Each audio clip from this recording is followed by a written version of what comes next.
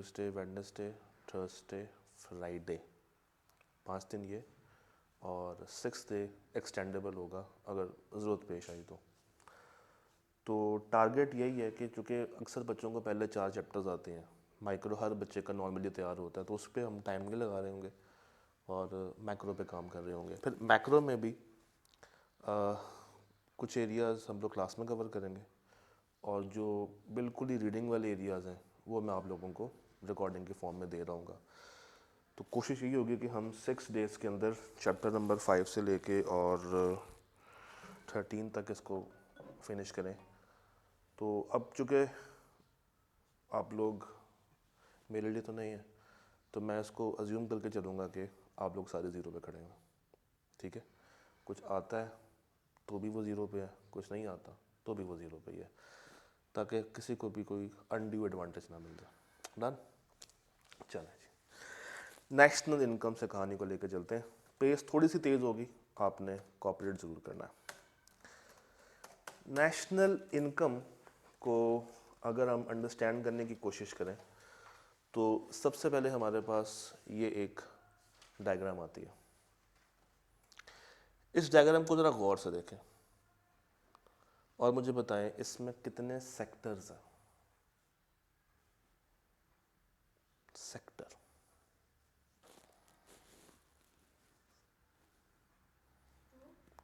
To to sector है, यानी कि 2 पार्टीज़ हैं जिनके बीच में ट्रांजैक्शंस हो रही हैं, एक फर्म और दूसरी हाउस होल्ड।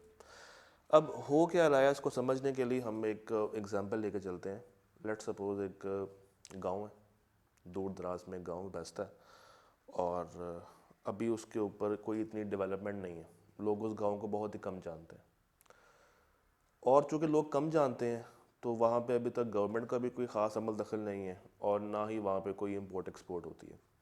सीन ऐसा है कि इस गांव के लोग अपने ही साथ ट्रांजैक्शंस करते हैं, क्योंकि किसी को नहीं पता कि गांव बसता है, ट्रांसपोर्टेशन भी वहाँ पे नहीं है, सड़कें भी नहीं हैं, कम्युनिकेशन भी इतनी ज़्यादा ख़ास नहीं है। तो बहुत ही रेयर होता है कि गांव वाले शहर जाए और चीज़ें लेकर आए, नॉर्मली इनका आपस में ही लेन देन चल रहा होता है। तो गर्मियाँ आ रही थी, तो इनको हाउस होल्ड को ज़रूरत पेश आई कि हमें कुछ कपड़े चाहिए जिनको हमने यूज़ करना है गर्मियों में, और चूँकि इनको कपड़े चाहिए, कपड़े प्रोड्यूस होंगे, मैन्युफैक्चर होंगे, तो ये किसके पास जाएंगे? उसी गांव की फर्म्स के पास जाएंगे और जाके कहेंगे कि हमें कुछ कपड़े चाहिए आप लोगों से। ये वो कपड़े बना के किन को देंगे? हाउस होल्ड को देंगे। मगर फर्म्स ने कहा कि भाई देखो, हमारे पास मशीनरी भी है, हमारे पास लैंड भी है, हमारे पास एक चीज़ नहीं है, वो है लेबर। अगर तुम हमें लेबर दे दो तो हम तुम्हारे लिए ये काम करने को तैयार है। हाउस होल्ड ने कहा ठीक है, मेरे घर में तो वैसे ही काफ़ी ज़्यादा लोग पड़े रहते हैं, कुछ काम तो उनको करना नहीं होता, तो वो आपके पास आ जाएंगे और आके वो आपके लिए प्रोडक्शन करना शुरू कर दें। अब डेफिनेटली हमारे पास 4 तरह के FOPs होते हैं। कौन से? Land, labour, capital, entrepreneur. अब इनके पास एंटरप्रेन्योर भी है, इनके पास कैपिटल भी है, इनके पास लैंड भी है। क्या चीज़ मिसिंग थी? तो हाउस होल्ड ने फर्म्स को क्या प्रोवाइड किया? लेबर। और जब लेबर इनके पास आई तो उस लेबर को यूज़ करते हुए इन्होंने हाउस होल्ड को उस लेबर के बदले क्या दिया? नहीं, उस लेबर के बदले क्या दिया? लेबर के पैसे दिए, लेबर की वेजेस दी, और इन्होंने गुड्स एंड सर्विसेज बनाई। किन के लिए बनाई? हाउस होल्ड के लिए बनाई। और हाउस होल्ड ने वो पैसे जो कि फर्म्स ने लेबर को दिए थे, जो इनके पास आ गए थे, वो सारे के सारे पैसे वापस दे दिए फर्म को, क्योंकि इन्होंने क्या बाय करना था? Goods and services. तो थीम ये है कि ना उसको कोई फ़ायदा है और ना ही इसको कोई फ़ायदा है। ये है एक बंद कमरे की ट्रांजैक्शन जिसमें किसी पार्टी को कोई फ़ायदा नहीं हो रहा। जो पैसे जिसके पास हैं सारे के सारे उस सर्कल में ही फ्लो कर रहे हैं। And this what we called two sector economy, जिसके अंदर एक हाउस होल्ड है और एक फर्म है। हाउस होल्ड जो कमा रही है फर्म को दे रही है, फर्म जो कमा रही है हाउस होल्ड पे लगा रही है। दोनों में से कोई भी पार्टी सेविंग्स नहीं कर रही, दोनों में से कोई भी पार्टी सेविंग्स नहीं कर रही। अगर सेविंग्स करेंगे तो क्या होगा?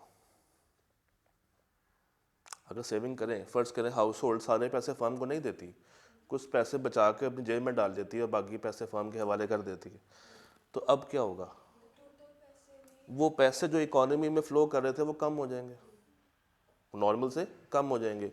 इसी तरह फर्म मज़ीद पैसा जो उनके पास अगर है तो वो एंटर नहीं कर रहे, डाल नहीं रहे। अगर डालेंगे तो क्या होगा? इनके पास पैसा बढ़ जाएगा, इकोनॉमी में पैसा ज़्यादा हो जाएगा। तो इनकी तरफ से ना कोई पैसा आ रहा है और इनकी तरफ से ना कोई पैसा जा रहा है। दो चीज़ें होती हैं, एक इंजेक्शन और एक लीकेज। एक क्या होती है? इंजेक्शन, और एक होती है लीकेज। इंजेक्शन से मुराद है पैसे का आना, और लीकेज कहते हैं पैसे का निकल जाना, पैसे का बाहर आ जाना। अब लीकेज तीन तरह की है, एक सेविंग, टैक्स और इंपोर्ट।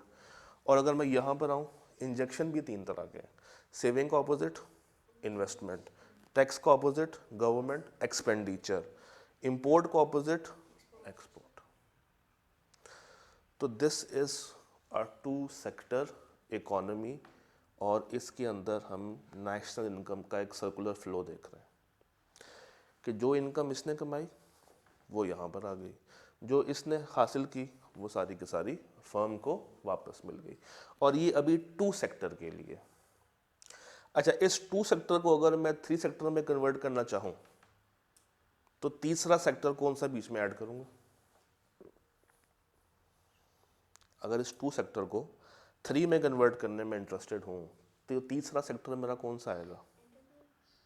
आपके सामने जवाब लिखा हुआ, गवर्नमेंट, गवर्नमेंट, गवर्नमेंट। और गवर्नमेंट आके यहाँ टैक्स लगाएगी या गवर्नमेंट एक्सपेंडिचर्स करेगी। और अगर इसको मैं फोर्थ सेक्टर में लेके जाऊँ, इंपोर्ट एक्सपोर्ट, तो इंपोर्ट से पैसा आएगा कि पैसा जाएगा?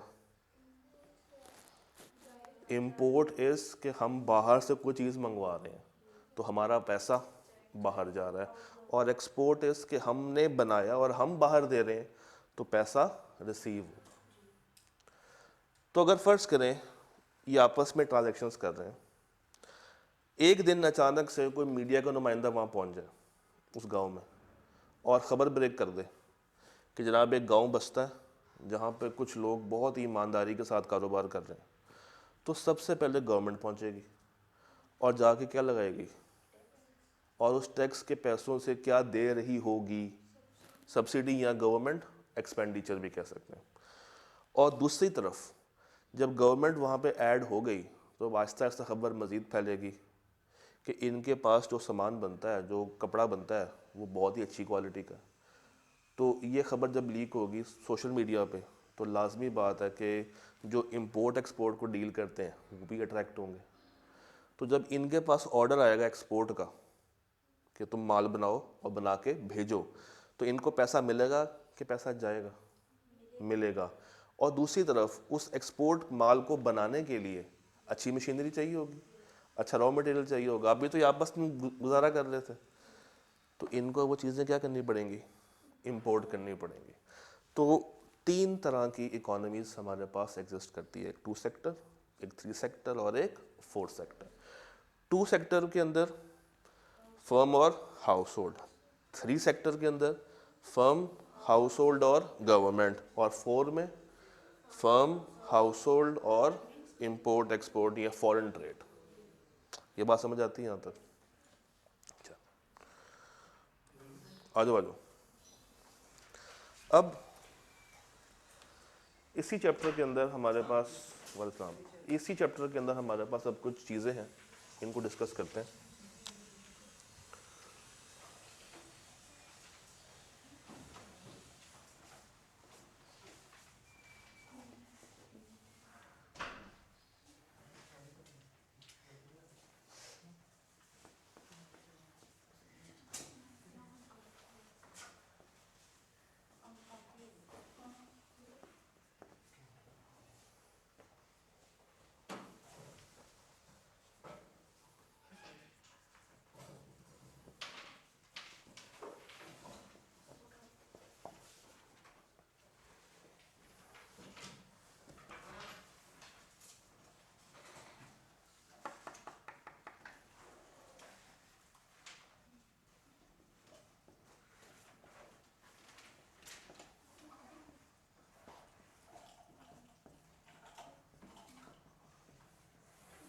तो अभी तक हम लोगों ने क्या बात की, हम लोगों ने बस ये पढ़ा है कि कितने तरह की इकोनॉमीज़ हमारे पास मौजूद होती हैं। 3 तरह की होती हैं, एक 2 सेक्टर, एक 3 सेक्टर और एक 4 सेक्टर।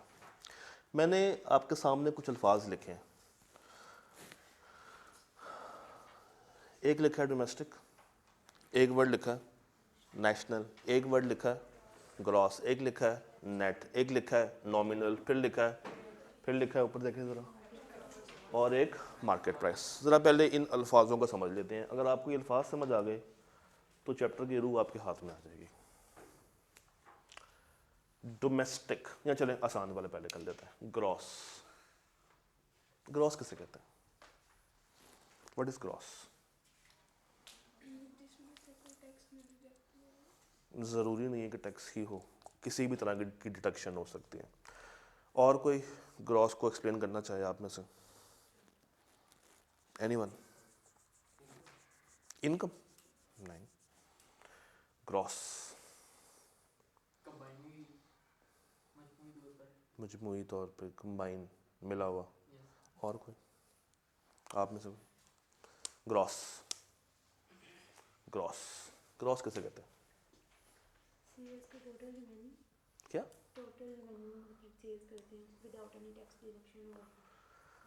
चलें इसको समझ लेते हैं। ग्रॉस इज बेसिकली उभरा हुआ, बड़ा हुआ, ज़्यादा, जिसको कम करने की ज़रूरत है, जिसको कम करने की ज़रूरत है।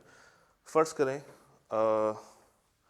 मुझे कॉलेज ने अपॉइंट किया और कॉलेज कहता है कि सर आपने PRC 3, PRC 5, CAF 4, CAF 7, CAF 8 पढ़ाना हमारे पास इस सेशन में। मैंने कहा ठीक है पढ़ा दूंगा। तो कहते हैं कि हम आपको सैलरी देंगे, लेट्स सपोज 50,000 रुपये महीना। मैंने कहा ठीक है, कोई टेंशन वाली बात नहीं। मैंने जनाब पूरा महीना अच्छे बच्चों की तरह टाइम पे आके क्लासों को पढ़ाया, कोई छुट्टी नहीं की, सारे टेस्ट लिए उस महीने के, कॉलेज के प्लान के मुताबिक चला।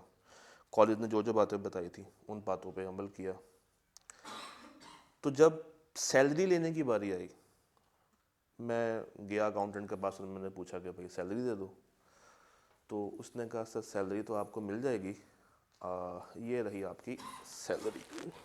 अभी इत्तफाकन पैसे थे, कोई प्लान नहीं था। तो ये सैलरी उसने मुझे दे दी निकाल के। अब ज़रा काउंट करते हैं कितने।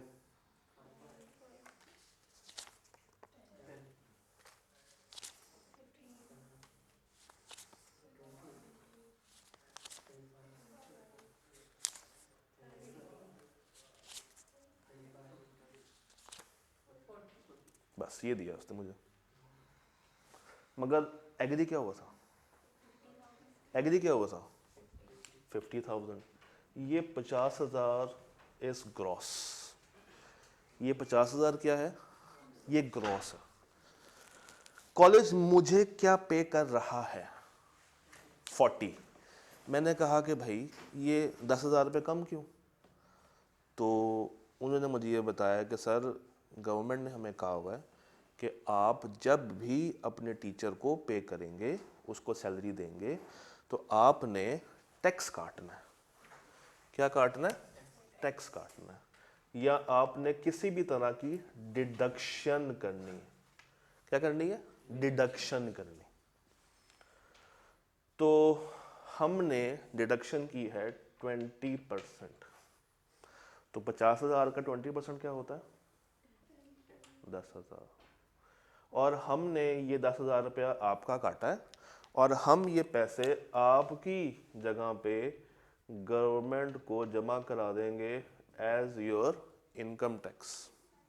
हमने ये टैक्स आपके पास, हमारे पास विद होल्ड कर लिया। तो ये डिडक्शन है। ये क्या है? डिडक्शन है। और डिडक्ट करने के बाद मुझे जो पैसे मिल रहे हैं, ये क्या कहलाएगी अमाउंट?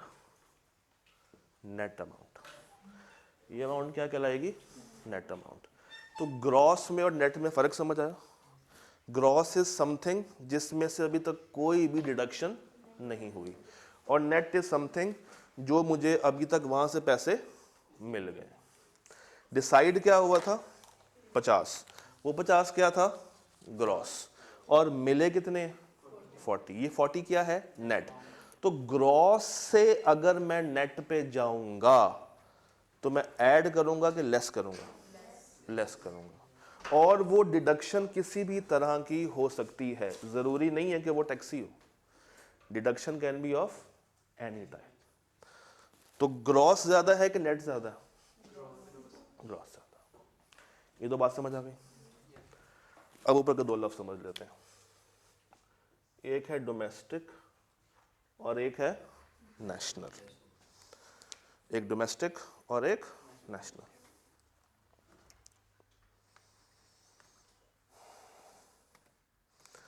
जरा एक दफा फिर से इस डायग्राम को गौर से देखें, सिर्फ आपने इतने हिस्सों को गौर से देखना, ये सर्कल वाले हिस्से को जरा गौर से देखें। अभी हमने थोड़ी देर पहले ये बात की थी कि जो फर्म कमा रही है वो किसको देगी, हाउस होल्ड को, जो हाउस होल्ड कमा रही है वो किसको देगी, फर्म को। ये बंद इन्वायरमेंट, क्लोज्ड इन्वायरमेंट, यानी कि ऐसा इन्वायरमेंट जिसमें ना पैसा कहीं और से आ रहा है, ना पैसा कहीं और से आ रहा है, और ना ही पैसा कहीं और से निकल रहा है या जा रहा है। तो ना इनकमिंग है और ना ही आउटगोइंग है, ना पैसे की इनकमिंग है और ना पैसे की आउटगोइंग है। और ये सिर्फ और सिर्फ उसी चार दीवारी में हो रहा है, ये सिर्फ और सिर्फ उसी चार दीवारी में हो रहा है। और जो रिसोर्सेज यूज हो रहे हैं वो भी इन्हीं के यूज हो रहे हैं। बाहर से कमाया हुआ पैसा कोई एंटर हो रहा सिस्टम में नहीं। तो जब आप एक लिमिटेड से एरिया में ऑपरेट करें और वो एरिया बाउंड्री के साथ लगा हो, उसमें कोई भी गैप अवेलेबल ना हो, जो आप कमा रहे हैं अपने रिसोर्सेस को यूज करते हुए कमा रहे हैं, that is called domestic, that is called domestic. इसको आप आसानी के लिए कह सकते हैं, समझने के लिए कह सकते हैं, पाकिस्तान की इनकम। किसकी इनकम, पाकिस्तान की इनकम। अब पाकिस्तान के अंदर क्या सारे पाकिस्तानी हैं, नहीं, कुछ बाहर के लोग भी तो आके काम कर रहे हैं। तो अगर वो बाहर के लोग पाकिस्तान के रिसोर्सेस को यूज करते हुए कमा रहे हैं और अपना पैसा पाकिस्तान में ही लगा रहे हैं, तो दैट इनकम जो कि कमाई भी पाकिस्तान में गई और खर्च भी पाकिस्तान में हो रही है, that is called domestic, that is called domestic. और नेशनल क्या होगा, आसानी के लिए, आसानी के लिए, भूलेगा नहीं आपको कभी, भूलेगा नहीं आपको कभी। ये क्या लिखा, पाकिस्तानी। एक पाकिस्तानी पाकिस्तान में नहीं रहता, दुबई में रहता, दुबई में कमा के वो पाकिस्तान में चीज़ें भेज रहा है, पाकिस्तान में पैसा भेज रहा है। ये इनकम जो बाहर से बाउंड्री के अंदर दाखिल हो रही है, ये इनकम कहलाएगी नेशनल इनकम। एफसी कॉलेज के अंदर एक मिस्टर स्टीवर्ट पढ़ाते हैं। वो मिस्टर स्टीवर्ट कॉलेज से पैसे लेते हैं और अपने शहर भेज देते हैं, अपनी कंट्री भेज देते हैं, बाहर यूके से आए हुए हैं। वो जो पैसा बाहर को जा रहा है वो डोमेस्टिक में आएगा कि नेशनल में आएगा, नेशनल में आएगा। और अगर वो पैसा बाहर ना भेजें, अपने पास रख लें या पाकिस्तान में ही यूज करें, फिर डोमेस्टिक में चला जाएगा। तो जस्ट फॉर अंडरस्टैंडिंग हम इसको ऐसे भी समझ सकते हैं कि दिस इज अ डब्बा, ये डब्बा इज डोमेस्टिक, ये डब्बा इज डोमेस्टिक, क्योंकि इसमें जो भी कमाएंगे इसी के रिसोर्सेज को यूज करते हुए कमाएंगे, और ना कोई पैसा बाहर से अंदर आएगा ना अंदर से बाहर जाएगा। बट अगर मैं इसमें कुछ एंट्रीज बना दूं, अब ये क्या बन गया, ये नेशनल बन गया। अब हो सकता है कि यहाँ पे पैसे की इनकमिंग हो रही हो बाहर से अब्रॉड, और यहाँ पे पैसे का आउट गोइंग हो कहाँ से, अब्रॉड से। Abroad can be any country. तो ये डिफरेंस है बिटवीन नेशनल एंड डोमेस्टिक। अच्छा जी, समझ आया। अब एक और वर्ड होता है, मैंने लिखा नहीं था पहले, यहाँ पे लिख लेते हैं, प्रोडक्ट। प्रोडक्ट क्या होता है? What is product? Product good services, ठीक। अब आपने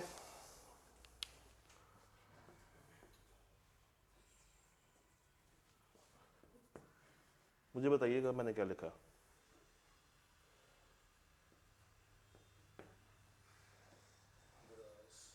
gross domestic product.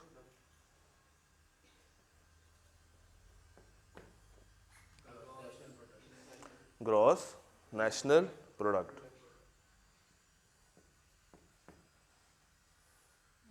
Net national product. अगर आपको इनके लफ्जी मायने समझ आ गए हैं तो अब आपको इनका कॉन्सेप्ट भी ऑटोमेटिकली समझ आ गया है। जीडीपी क्या है? अब मैं जोड़ के बोलूंगा, जीडीपी ग्रॉस डोमेस्टिक प्रोडक्ट। ऐसी प्रोडक्शन जो कि विद इन पाकिस्तान हो रही है, ऐसी प्रोडक्शन जो कि विद इन पाकिस्तान हो रही है और इसमें से अभी कोई डिडक्शन नहीं हुई, ये ग्रॉस पे खड़ी हुई। ये किस पे खड़ी हुई है? ग्रॉस पे खड़ी हुई। तो ये क्या कहलाएगी? Gross domestic product. ऐसी प्रोडक्शन जो कि कहाँ पे हो रही है? पाकिस्तान में हो रही है और इसमें कोई डिडक्शन अभी तक नहीं हुई। अभी आप लोगों ने मुझे बताया था कि एक होता है 2 सेक्टर, 3 सेक्टर और 4 सेक्टर। 2 में कौन कौन होता है? हाउस होल्ड होता है और फर्म। 3 में 2 प्लस गवर्नमेंट, और 4 में 3 प्लस इंपोर्ट और एक्सपोर्ट। आप जरा देखिएगा, जीडीपी का फॉर्मूला क्या है? C I G X minus M. C is called consumption. Consumption basically consumer goods पे होती है। कौन से गुड्स पे होती है? कंज्यूमर गुड्स पे होती है। तो हाउस होल्ड करेगी या फर्म करेगी? हाउस होल्ड करेगी। तो इनकी तरफ से क्या आ गई मेरे पास? सी, कंजम्पशन आ गई। उसके बाद क्या? आई, फर्म क्या करेगी? इन्वेस्टमेंट। ये क्या था?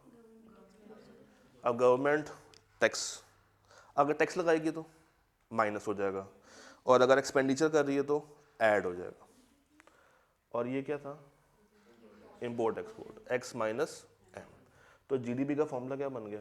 सी plus I plus G plus X minus M. बस इसमें ख्याल ये रखना है कि ये जो जी है ये 2 तरह का हो सकता है। दैट कैन बी टैक्सेस, अगर तो टैक्सेस है तो फिर क्या हो जाएगा? माइनस। और अगर एक्सपेंडिचर कर रहा है, मुल्क के लिए कुछ कर रहा है, तो ये क्या हो जाएगा? फिर ऐड हो जाएगा। तो GDP is equal to C I G X minus. इतनी बात समझ आती? अब अगर मैं जीडीपी को जीएनपी में लेकर जाना चाहूं तो मुझे ऐड करना चाहिए कुछ या लेस करना चाहिए कुछ? जीडीपी को, दोबारा सुने, जीडीपी को अगर मैं जीएनपी में कन्वर्ट करना चाहूं, पक्की बात है, डोमेस्टिक को किस में लेके जा रहा हूं? नेशनल में लेके जा रहा हूं। डोमेस्टिक को नेशनल में लेके जा रहा हूं, बाकी जी भी सेम है और पी भी सेम है। दोबारा से, जीडीपी और जीएनपी, फर्क कहां पे आ रहा है? डी में और एन में, डी में और एन में फर्क आ रहा है।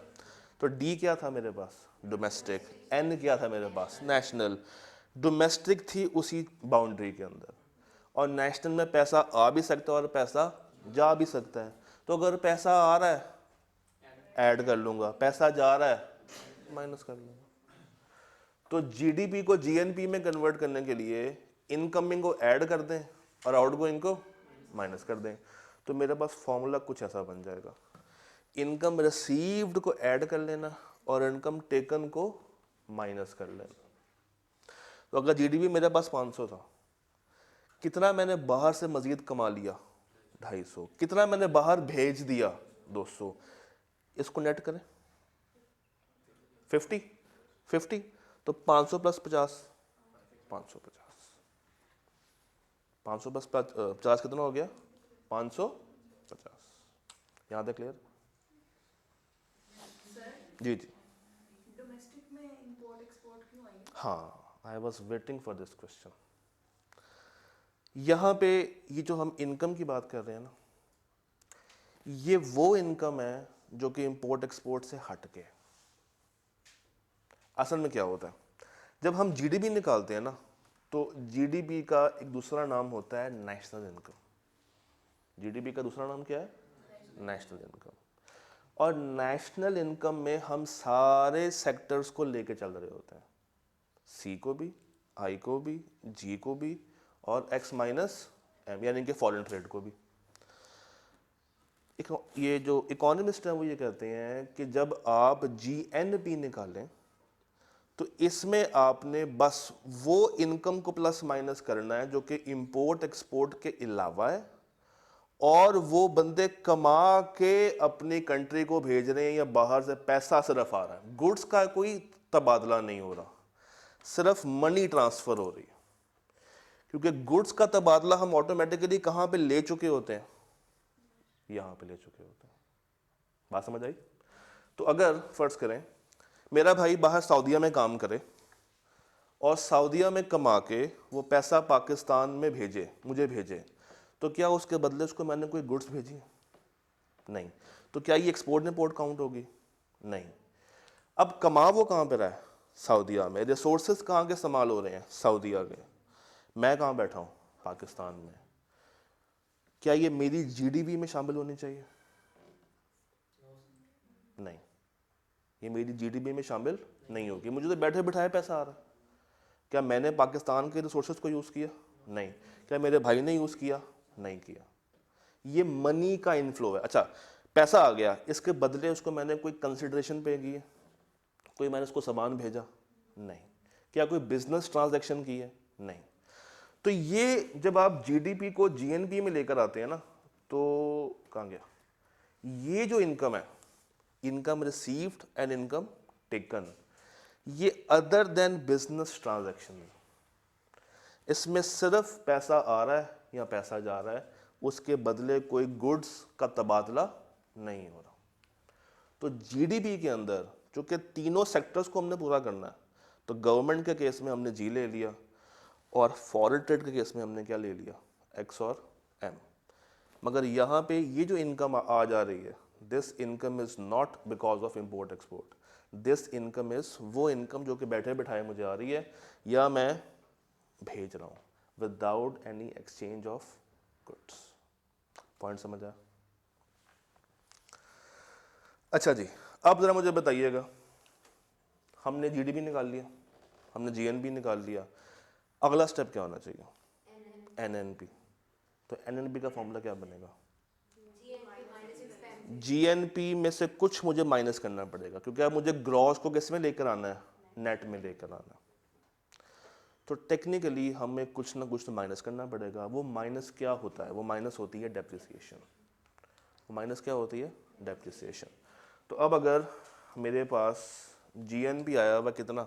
550, मैं उसमें से माइनस कर लूँ डेप्रिसिएशन प्लांट की 20 रुपया और बिल्डिंग की कितनी?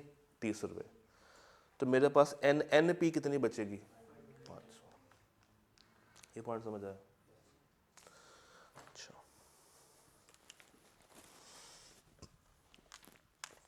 अब ये दो वर्ड्स को समझ लेते हैं, फैक्टर कॉस्ट और मार्केट प्राइस। उदाहरण के लिए यानी कि फॉर एग्जांपल, उदाहरण,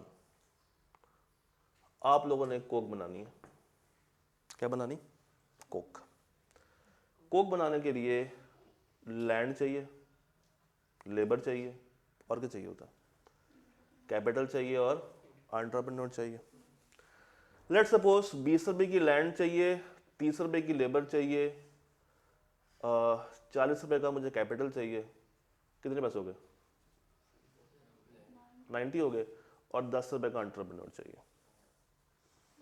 कितने की बोतल बनी फैक्ट्री में? 100 रुपए की बनी। 100 ही बनता है ना? हाँ। तो 20 रुपए की लैंड। अच्छा, लैंड का रिवॉर्ड क्या होता है? लैंड का रिवॉर्ड रेंट। लेबर का रिवॉर्ड क्या होता है? वेजेस। कैपिटल का रिवॉर्ड क्या होता है? इंटरेस्ट। और एंटरप्रेन्योर का रिवॉर्ड क्या होता है? प्रॉफिट। तो उसने अपना प्रॉफिट निकाल लिया और सब कुछ डाल डूल के जो कोक बनी है वो कितने की बनी है? 100 रुपए की बनी। क्या 100 की बोतल 100 रुपए की ही बिकेगी? नहीं। कितने की बिक सकती है? 120 की, 130 की, 140 की, 150 की, 100 से ऊपर ही बिकेगी। 100 की तो बनी है, और ये बनी है by using factors of production, और ये कॉस्ट है। तो उसका नाम क्या रखा हुआ है? Factor cost. क्या रखा हुआ है? Factor cost. मार्केट में अगर फर्ज करें ये बोतल बिके, कहाँ बनाओ, यहाँ बना दो। मार्केट में अगर ये बोतल बिक रही है 130 रुपए की, तो ये जो एडिशनल 30 इसमें हुआ है, this is because of sales tax. This is because of sales tax. चले, गवर्नमेंट ने कहा कि जनाब आप सेल्स टैक्स लगाएंगे इस बोतल पे 40 रुपए। जब तक आप हमें 40 रुपए पे नहीं करेंगे, हम ये बोतल मार्केट में आपको बेचने नहीं देंगे।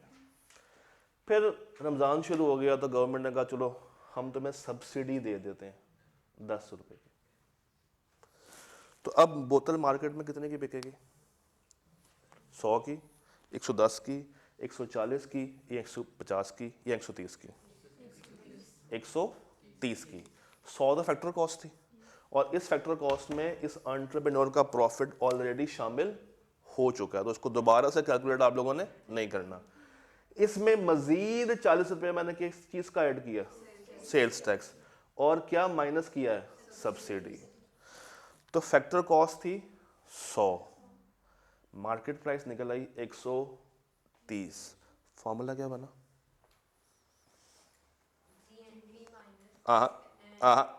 मैंने सिर्फ फैक्टर कॉस्ट से मार्केट प्राइस का फॉर्मूला पूछा।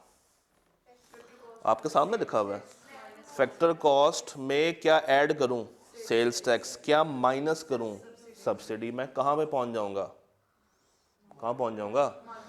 मार्केट प्राइस पे पहुंच जाऊंगा। तो market price is equal to factor cost plus sales tax minus. और अगर इसको रिवर्स करना हो, अगर मेरे पास मार्केट प्राइस हो 130 की और मुझे फैक्टर कॉस्ट निकालनी हो, तो मैं क्या करूंगा? सब्सिडी को ऐड कर दूंगा या लेस करूंगा? ऐड करूंगा, और सेल्स टैक्स को कर लेते हैं। 130 में क्या ऐड करूं? कितनी थी? 100, कितना हो गया? अब किसको माइनस करना?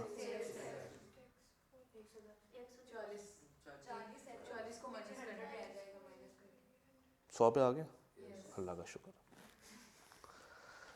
चाहे इतनी मैथ तो आप लोगों को आती है, जान के अच्छा लगा। तो ये हमारे पास दो फॉर्मूले बनते हैं। एनएनपी अगर फैक्टर कॉस्ट पे खड़ी है तो ये किसके बराबर होगी? Market price minus tax plus subsidy. और अगर एफसी में गिवन है और मुझे किस में निकालनी है? मार्केट प्राइस में। तो फॉर्मूला क्या बन जाएगा? प्लस टैक्स और माइनस सब्सिडी। अच्छा, अब ज़रूरी नहीं है कि फैक्टर कॉस्ट और मार्केट प्राइस सिर्फ एनएनपी पे ही निकले, ये ज़रूरी नहीं है। आप किसी भी लेवल के ऊपर इसको निकाल सकते हैं। आप इसको जीडीपी पे निकाल लें, आप इसको जीएनपी पे निकाल लें, या आप इसको एनएनपी पे निकालना, ये बाप की चॉइस है। बट एक दफ़ा अगर आपने कन्वर्जन कर दी तो फिर बार बार कन्वर्जन नहीं होगी, चाहे आप जीडीपी पे कर लें, जीएनपी पे कर लें या एनएनपी पे कर लें। ये बात समझ आई? श्योर? तो अब अगर मेरे पास फैक्टर कॉस्ट 500 है और मुझे निकालनी है मार्केट प्राइस, तो फैक्टर कॉस्ट में क्या ऐड करूं? फैक्टर कॉस्ट है, मार्केट प्राइस निकालनी है, सेल्स टैक्स को ऐड करूं। कितना हो गया? 500 प्लस 50, 550 हो गया। कितना माइनस करना? कर ले माइनस 520। क्लियर है? थोड़ा पीछे जाते हैं। एक कॉन्सेप्ट होता है नॉमिनल जीडीपी और रियल जीडीपी। ये दो वर्ड मैंने यहाँ लिखे हुए थे, एक है नॉमिनल जीडीपी और है रियल जीडीपी। नॉमिनल जीडीपी कौन सा जीडीपी होता है?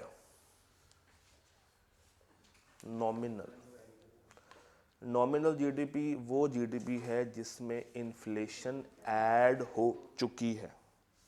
और रियल कौन सा? Without inflation. तो नॉमिनल में विद इन्फ्लेशन और रियल में। अगर कभी टेंशन में आगे भूल जाए कि नॉमिनल में शामिल करना है या रियल में शामिल होता है, तो उसका एक आसान टोटका है। इन्फ्लेशन जब आती है तो चीज़ें महंगी होती हैं, चीज़ें बढ़ जाती हैं। रियल में कितने वर्ड्स हैं? उसमें कितने? ज़्यादा किस में? ज़्यादा किस में? तो किस में इन्फ्लेशन ऐड हो चुकी है? नॉमिनल।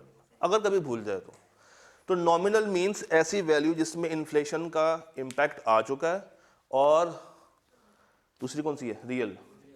ये विदाउट इन्फ्लेशन, ये विदाउट। इसको निकालने के लिए हमारे पास एक फॉर्मूला होता है जीडीपी डिफ्लेटर का। किसका? जीडीपी डिफ्लेटर का। इसको यहां करते हैं।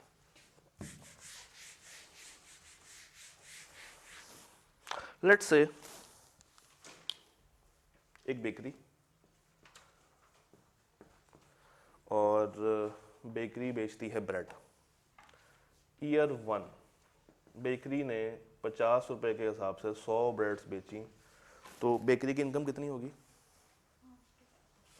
5000। ईयर 2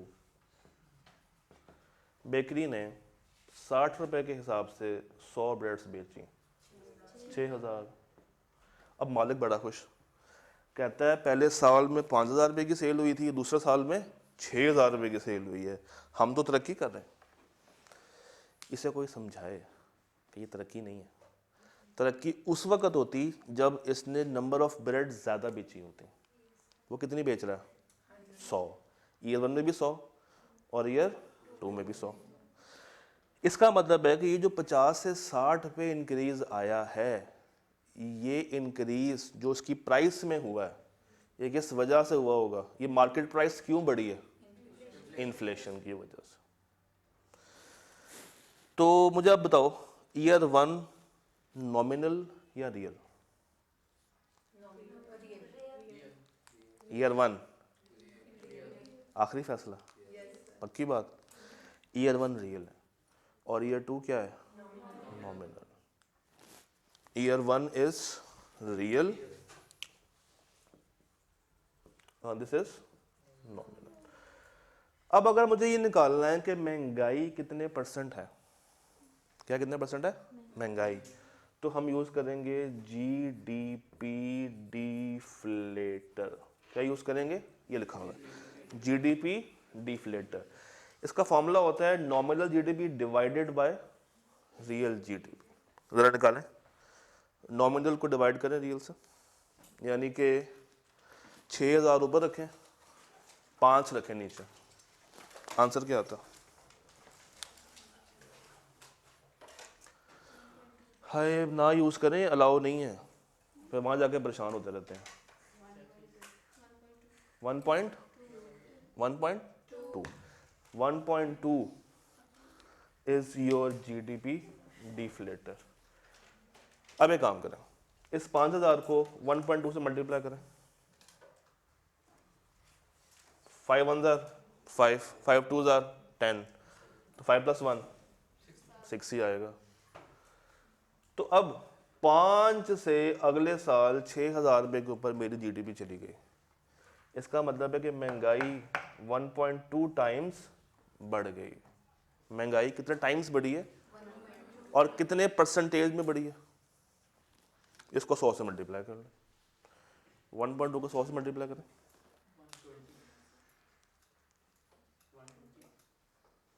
120 या 1200? 1.2 को 100 से मल्टीप्लाई करना था बस। 120, तो 120 टाइम्स, 120 टाइम्स। ये पॉइंट समझ आया? तो ये है आपका रियल जीडीपी, नॉमिनल जीडीपी और जीडीपी डिफ्लेट। अच्छा जी, अब आगे चलते हैं मजीद।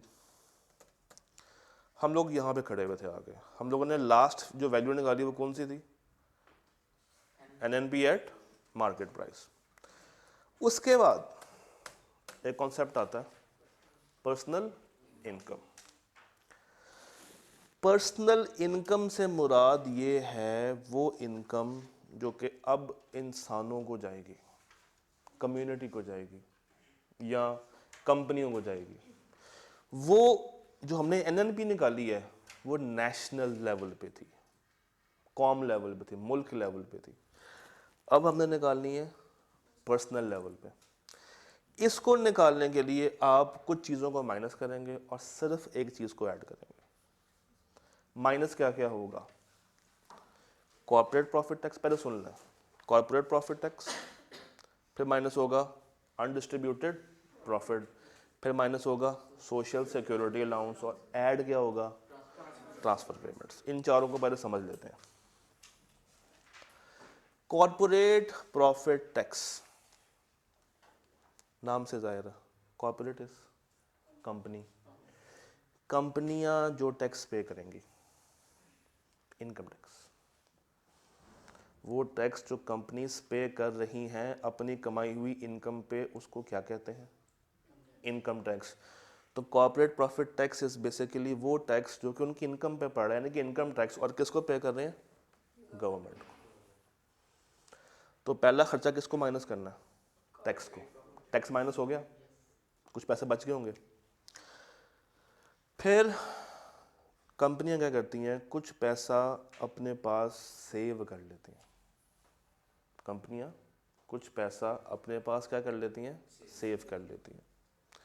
और ये वो पैसा होता है जो कि बाद में अपने इन्वेस्टमेंट्स में लगाती हैं, अपने काम में लगाती हैं, अपने ऑब्जेक्ट्स में लगाती हैं। और शेयर होल्डर्स को ये पैसा दिया जाता है या नहीं दिया जाता? नहीं दिया जाता। इनको हम कुछ और भी कहते हैं। आई2बी में कहीं ना कहीं कुछ ना कुछ चैप्टर नंबर 4 में पढ़ा होगा, retained earnings. Retained earnings, retained earnings minus कर लेंगे। फिर सोशल सिक्योरिटी कंट्रीब्यूशन, अपने एम्प्लॉयज़ के लिए, मुलाजमीन के लिए कुछ पैसा कंपनियां हर साल एक अलग डब्बे में डालती जाती हैं। आपने पेंशन का नाम सुना होगा, सुना? ये वो पैसा होता है जो कि एम्प्लॉयज़ को पे किया जाता है जब कोई इमरजेंसी आती है। तो ये भी साइड पे कर लिया। फिर कंपनियों को बैठे बिठाए कोई इनकम आती है without any activity, without any service, donations, charities, funds, उनको हम क्या नाम देंगे? Transfer payment. इसको एक और नाम भी देते हैं अनअर्न्ड इनकम। वो इनकम जो कि अभी हमने कमाई नहीं है, वो इनकम जो कि कमाई नहीं गई, जिसके पीछे कोई सर्विस, कोई एक्टिविटी हमने परफॉर्म नहीं की, उसको आपने क्या कर लेना? ऐड कर लेना। उसको क्या कर लेना? ऐड कर लेना। तो आई यानी कि personal income is equal to N I, जो भी आपने निकाली है। अच्छा, N N P is equal to N I minus C P T. ये क्या था? मैं भूल गया हूँ। Income tax. ये क्या था? Retained earnings. ये क्या था? पेंशन। और ये क्या ऐड कर रहे हैं? Donations, funds, charities. तो क्या निकलाएगा आपका? Personal income. जरा देखें, यही बनता है। जरा ऐड लेस करके देखें, जरा इसको ऐड लेस करें।